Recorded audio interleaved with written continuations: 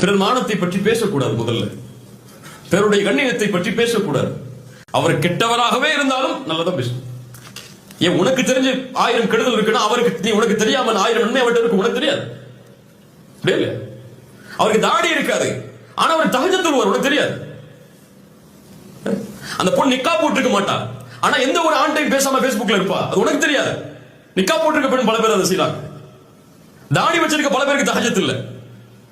உனக்கு இல்லாத நன்மை அவரிடத்தில் இருக்கும், நீ அதை பத்தி நினைக்காத.